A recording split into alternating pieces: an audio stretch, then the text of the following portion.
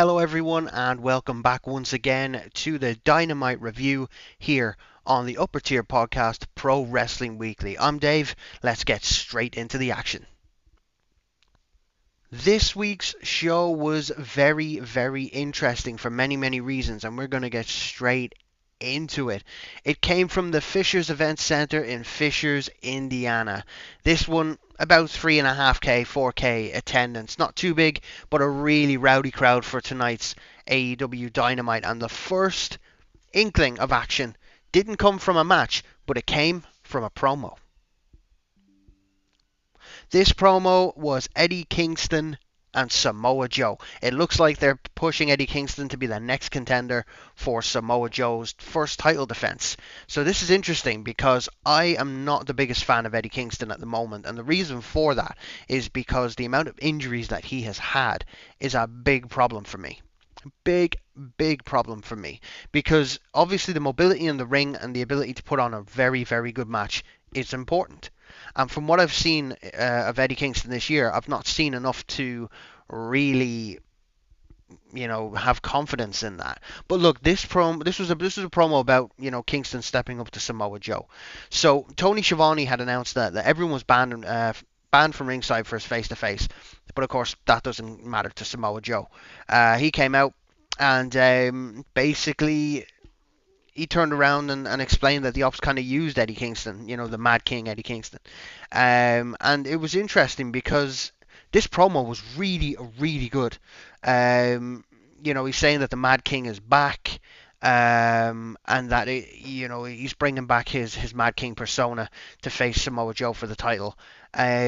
I love the Mad King persona. I think it's really, really good. I think Eddie Kingston, when he brings that fire out in him, can be really good. But my only worry is the in-ring work. But again, I trust Samoa Joe to work with Kingston and maybe put that match over and really make it look fantastic. Joe has that ability in him. We've seen it time and time again throughout the years how good he can be. This was a great promo.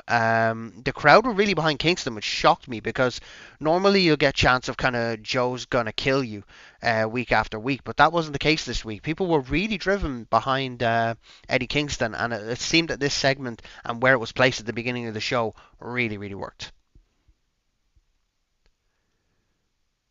Okay, we move on. The Continental Classic again this week and the Women's World Tag Team Championships tournament did take place, and it was interesting because we had Pac versus Kazuchika Okada in the C2 Gold League, and this was one I was really looking forward to because Okada's really been showing the Rainmaker persona more so since he's been pushed into more matches and been on the road and on the cards a lot more. He's been kind of forced to really step into his comfort zone and not be as lazy as he has been in the ring in the past year or two. There's been a lot of people saying that he's kind of just riding the gravy train, Okada, and we know how hard he can be and how stiff he can be as a wrestler. So going up against Pac, I had big hopes for this one.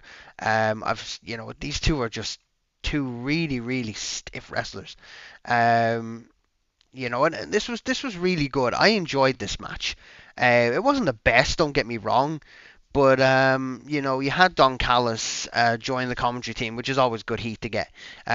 We love when that happens when they get the heat from this guy because I hate him, but I'm supposed to hate him. So if I hate Don Callis, he's clearly doing a good job, and I've hated him for a long time. Um, but this was built on Okada's frustrations, and obviously he's a really stiff wrestler when it comes to those kind of forearms and the punches and the shots. But the funny thing was, um, the Rainmaker versus the Bastard. That was the that was the title of this match, which I love. I love the old school kind of thing going into it. It was the Rainmaker versus the Bastard, and he did a great job. I think Okada did a great job of making Pac look really, really strong. Um, Despite that, Okada got this win and advanced. The Rainmaker can't afford to lose. this point system. Have a look at the Continental Classic and how it works, and you'll understand what I'm talking about. Just take a look at how this works, this Continental Classic. But it is a good tournament. AEW love a tournament, so you know what's going to happen. We're going to go through this time and time again. Really good match, good action, good stiff, hard wrestling, which I really, really like. And Okada, although he got the win, made Pac look very, very strong throughout this match. So Okada v Pac. And Okada defeats Pac by pinfall. Next up, it's Kyle Fletcher versus Kevin Knight. Kyle Fletcher's been really impressing me as a heel. He's really grown quite a lot under the Don Callis umbrella, under the Don Callis family. I think he's been given really good advice in regards to kind of promos and how he presents himself. As a heel, he's really come on leaps and bounds in the last 6 months or so, and I really like him, especially in the storyline with Luchasaurus and the Luchasaurus and Jack Perry, and the Young Bucks and stuff like that. This, they've got Hechicero now as well in the Don Callis family, so this has been a really good storyline with Kenny Omega coming back into the fold as well.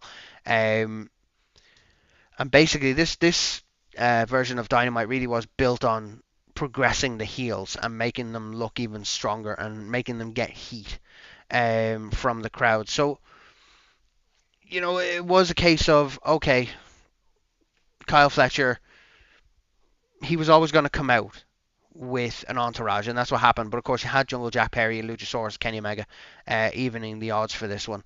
But I mean, the main thing was that, this was a really difficult match, because the match was good, but the follow-up segment was really, really annoying. Because you wanted this match to focus on the two competitors, but the wrestling itself, when Knight got such a mad height on the springboard clothesline, everyone thought he was going to win. But Fletcher kind of tripped him into the corner. He went for a coast to coast, followed up with the UFO, but the Protostar, he got his knees up into a small package for a close near fall. But the bottom line is Fletcher defeated Knight by pinfall, but then there was no need for this follow-up segment and brawl. You have to keep the feud going, I get it, but this was just taking away from the match that we just seen, which was very, very good. I thought they blended really, really well in this match, and there was a lot of back and forth and a lot of building up of Knight from a face point of view to make it look like he was genuinely. At one point I thought, okay, maybe they're giving the face the win here, but no, did well of building up the heel to get the pinfall. So Fletcher beats Knight by pinfall. Follow up with the Elite and Jurassic Express. I don't mind it, but it just took away from the match that we just seen. There was no need to have this segment after the match. They could have had it backstage during the show. They could have done something near the end, to do this, but it was just unnecessary. Next up, the Hardcore Holiday Death Match. If it's one thing we know about Toni Storm, she loves a death match, and that's fine. It was Timeless Love Bombs against Mega Problems, and this was the Hardcore Holiday Death Match. So you know what to expect here: gore, violence, and women's wrestling. Toni Storm is one of the best in the world right now. She is one of the top female stars in wrestling today, and she's got so much momentum in the business at the moment. Everything going for her right now, and she really is showing that she didn't need that title on her to really stand out and for the fans to love her. She is fantastic. When you get to that stage where the title really is like, I've lost the title, but people are still wanting to see me, that is golden. That's when you know you have something. And Toni Storm has just been absolutely phenomenal. But this one was crazy because when you have a death match like this, it was interesting because you always wonder what they're going to do. What they're going to use. Because, especially in a women's match, it was Storm stabbed her with her shoe for the win. I'm not even joking. with her shoe. And I thought this is really creative. Storm also sent Bane through a table off the apron with Storm Zero, which is really, really good.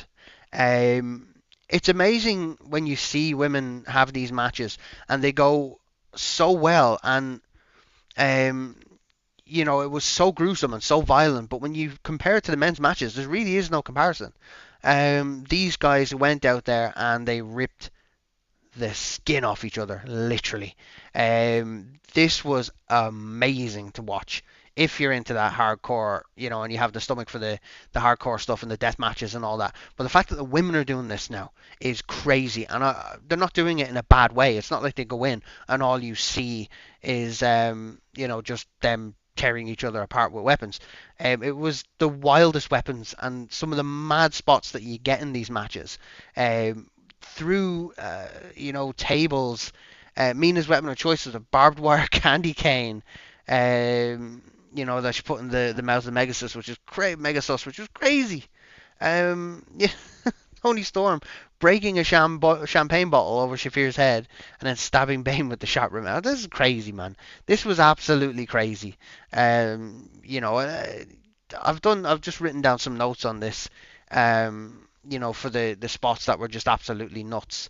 But it always ends with a wrestling move and coming back to the women's wrestling. So this was a diving sling blade onto a steel chair from Mina to Shafir that almost got the win. But the win came from Storm and Mina, who got the pinfall, which was really, really good finish as well. And it put them in a really good position now to win the Women's World Tag Team Championships next week. And they've done a real good job because it put WWE on notice. And if you notice, if you watch Raw the last week, they're really pushing the women's tag teams now because they notice that the titles are really losing traction and nobody's really caring. Whereas if you look at AEW, they've been pushing this tournament and doing it really, really well. They've kept it on Dynamite. Now, I know on my Full Gear video, I spoke about maybe they should have put this tag team finals match on the pay-per-view. No, now I'm looking at it, this is good. They're keeping it, if they keep it on Dynamite, people are going to tune into Dynamite to see who the new champions are. So this was really good. Tony Storm and Shafir absolutely battered and bloodied. Or Tony Storm and Mina, sorry, defeated Shafir and Bane by pinfall. Absolutely drenched in blood. Fantastic match. And they get the win and move on to the finals of the Women's World Tag Team Championships. Next up is the Ops versus the Dark Order. And again, we spoke about this show was really built on elevating the heels and what they can do. This match was very, very weak.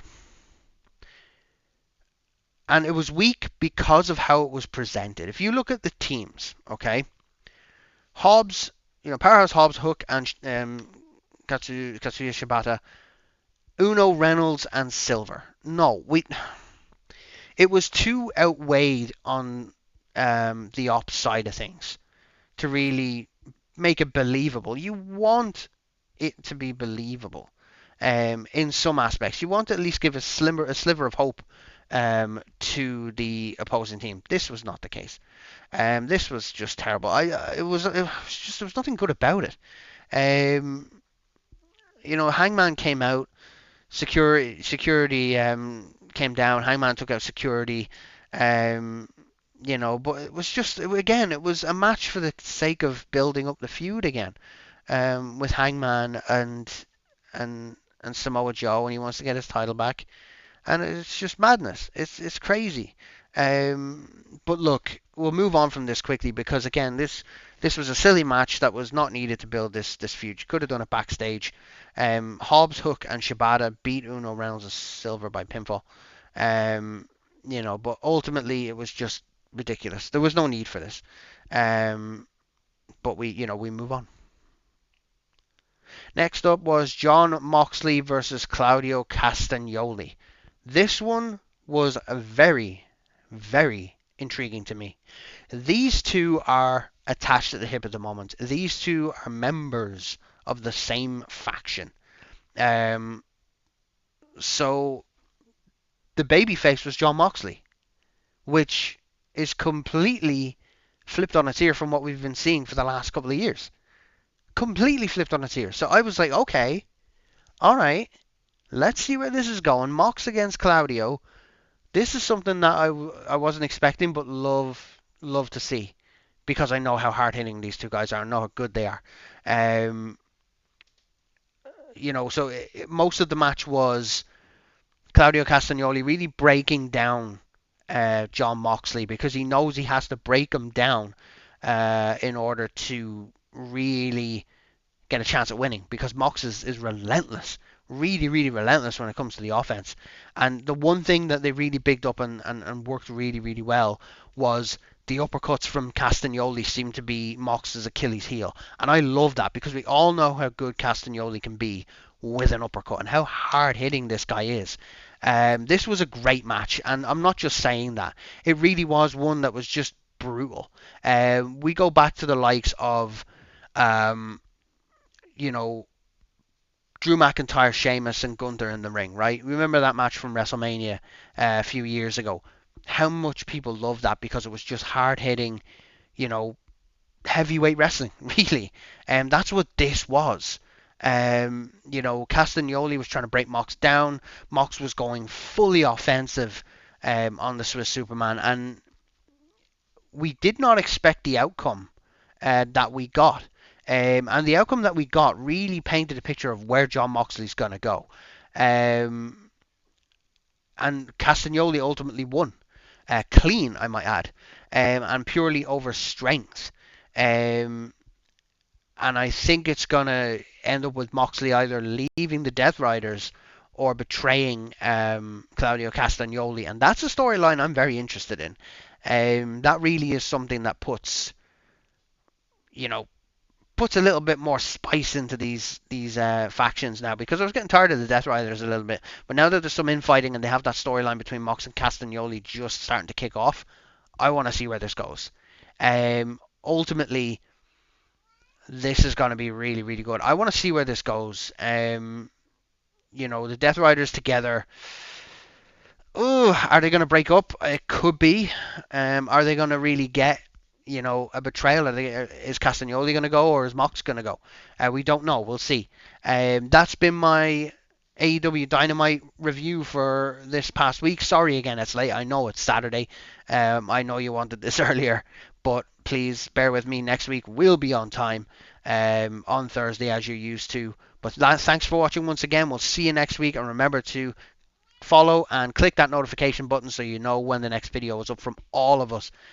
We will have video from Bren and Emma reviewing SmackDown from last night. That's coming up very soon. And we'll also have videos from Keith going over John Cena's retirement tour and going over his top fives as well. So stay tuned for all of the content that's coming at you every single day of the week from myself, from Niall, from Bren, Emma, the two Seans and Keith. Thank you for watching. See you next week.